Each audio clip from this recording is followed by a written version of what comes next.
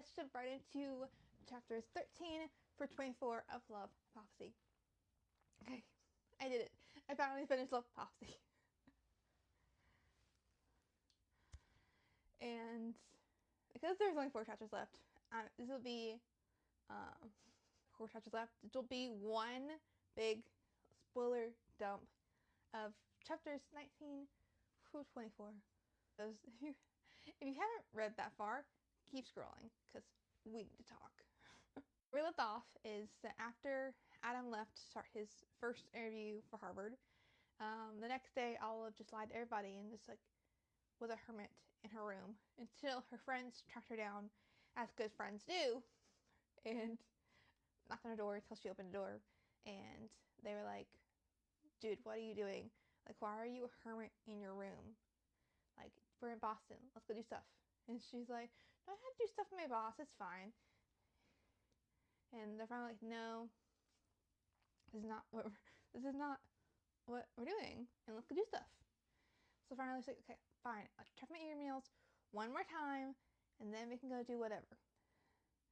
And she got an email from her actual boss, who was like, "Hey, yes, I am totally agree that they probably will be more accepting if I send the email than you. So send me a list of people that you want to work in their lab," because she was not just crying. She was crying during the time being hermit, but not only crying during hermit. She also was trying to find out where else to go work because she definitely was not going to go work with Tom.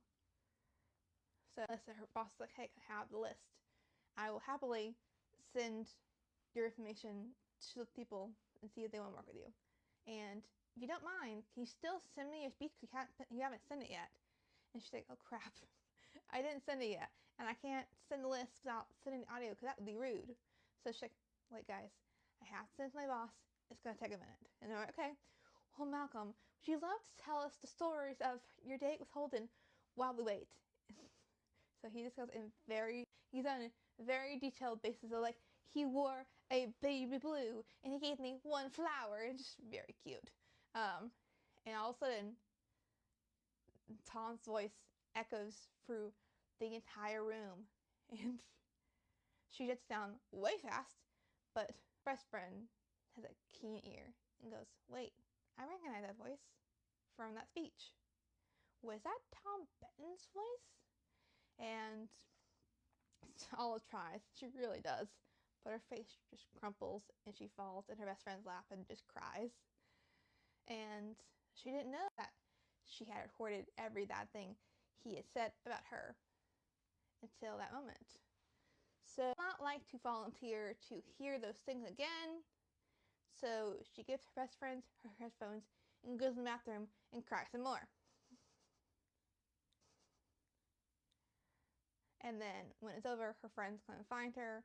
Her friends hear the disgusting audio, and when they're done, they come back and they're like, "He is the most disgusting, the vile work guy, and he needs to get kicked out of academia, and there's no way we're letting you work for him and take credit for your work."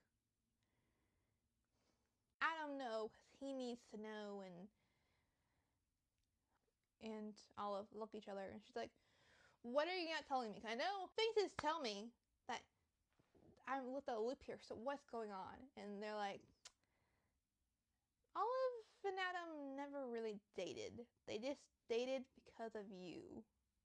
And she rattles off all the things that happened in her presence because of she was in her presence. Basically. As I said, the whole book, everything happened because her friends were there.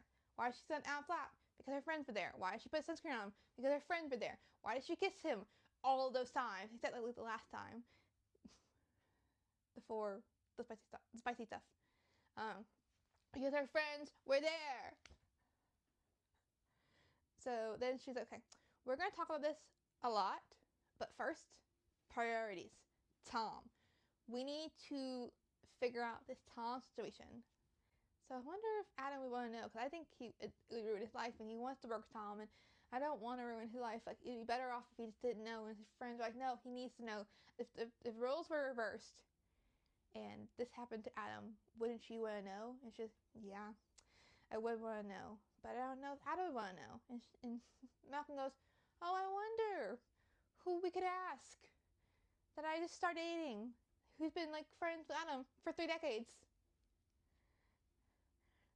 And finally, they find Holden, and they have this like really like slow, awkward tango of the topic of Tom, because as we know, Holden is not the biggest fan of Tom, and we wonder why. So, yeah. Basically, at the very end, he finally realizes what she's trying to say. He goes, I can't tell you what to do, but I'm going to tell you 3 things I think will help you make your decision. And she opts to tell Adam at the end of that. So she takes an Uber over to the restaurant where Adam, Tom, all of the like high-end like scholars of Harvard are all having dinner together.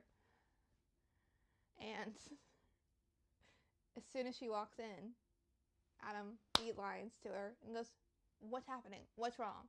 And once again, right now they are broken up because she broke up with him, but he's still like beelines for her and goes, what's wrong? How can I help? What happened? All of the things. And not far after him, on his coattails, is Tom. And he's like, oh, if I'm thinking what's happening here, we're at a very fancy dinner for Adam to get a job, so we need to not happen right now. And she takes the opportunity and goes, well, now or never, and starts playing the recording. And it's full bulldog mode and pushes him against the wall. But that's going to be the end. Adam doesn't skip a beat and flips around and pushes Tom against the wall and goes, I am going to kill you. You do not get to talk to the woman I love like that. It's not obviously realizing what happened and trying to get him off of him, and nobody is successful until all of it's like, Adam, he's not worth it.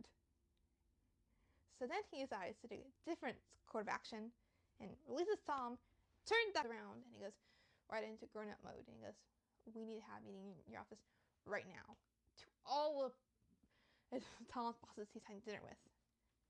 And then he goes, to Olive, he goes, I gotta take care of this.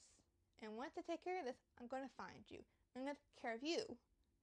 And that's like, that is the standard. I love that he takes care of her in every aspect of the word. A man that just takes over, and in that situation where she didn't think he would believe her, and all of a sudden, without Scooby, he believes her and he's like, okay, I got this. I'm gonna take care of this. You go home. I got this. I'm gonna take care of this.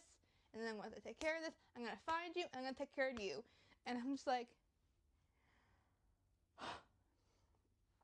but it's a little more tedious than he expected. So he didn't see her till the next day when they both were going home from the convention.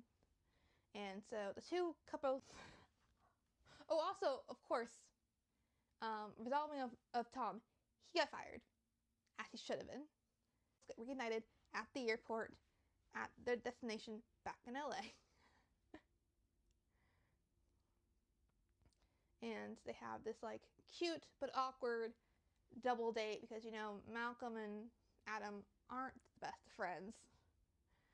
But it's a cordial dinner, I would say so.